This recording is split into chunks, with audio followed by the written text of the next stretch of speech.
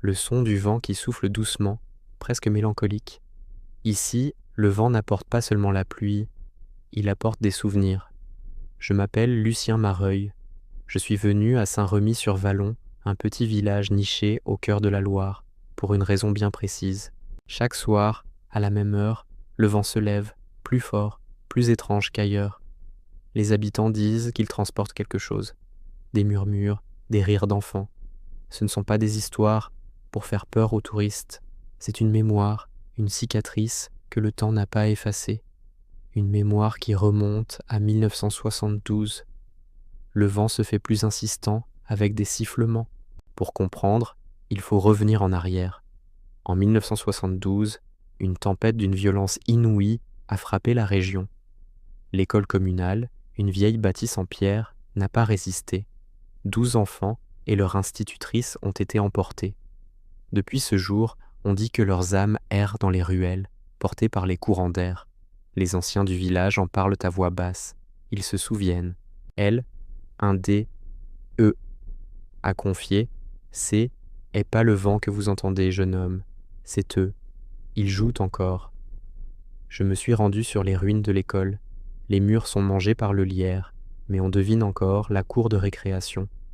On sent un froid qui n'a rien à voir avec la météo, un froid qui vient de l'intérieur des pierres. Silence, puis le bruit d'une porte qui grince et des pas lents sur un plancher.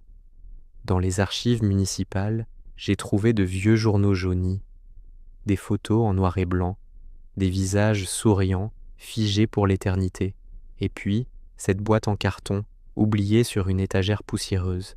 À l'intérieur, des cassettes audio, des enregistrements scolaires de l'époque, des chants, des poésies récitées d'une voix timide. La plupart étaient abîmées, mais l'une d'entre elles était presque intacte. Sur l'étiquette, une date écrite à la main, le jour du drame. J'ai aussi trouvé une photo de classe, prise juste devant le portail de l'école. 12 petits visages me regardaient, inconscients du destin qui les attendait.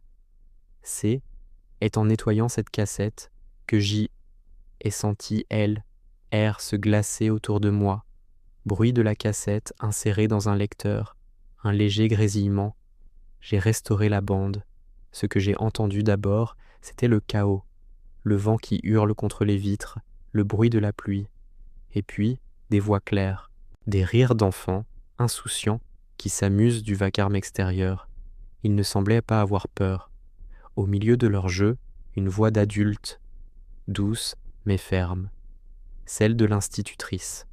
Elle dit « Fermez les fenêtres, le vent parle trop fort aujourd'hui ».